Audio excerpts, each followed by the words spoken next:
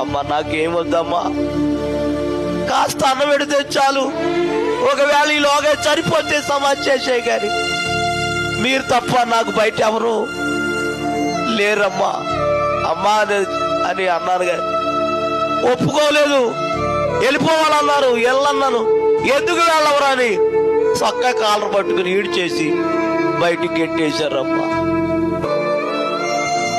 అమ్మా ఆకలి తట్టుకోలేక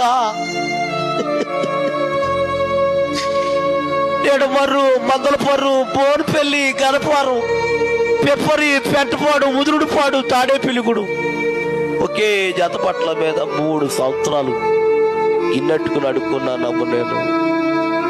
అమ్మా తాడేపిల్లిగూడెంలో బస్ స్టాండ్లో కాగితాలు వేసుకుని పడుకునేవాడు నేను. ఓ రాత్రి అన్నం అడుక్కుంటాకి తాడేపిల్లిగూడెం అంతా తిరిగాను, ఎవరు అన్నం పెట్టలేదు.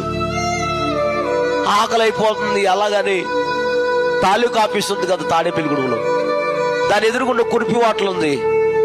ఆ కురిపి హోటల్ కాడికి వెళ్ళి, అయ్యా కొంచెం అన్నం ఉంటే పెడతారా అన్న.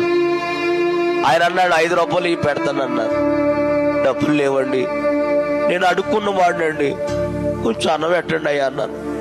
డబ్బు ఇవ్వకపోతే పెట్టనన్నారు.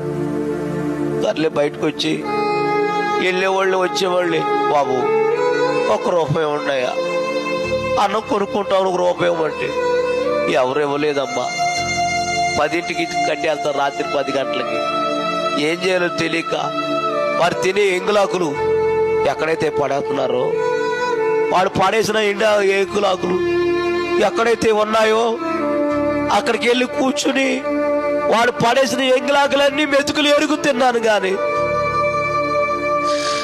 కడుపు నిండలేదండి.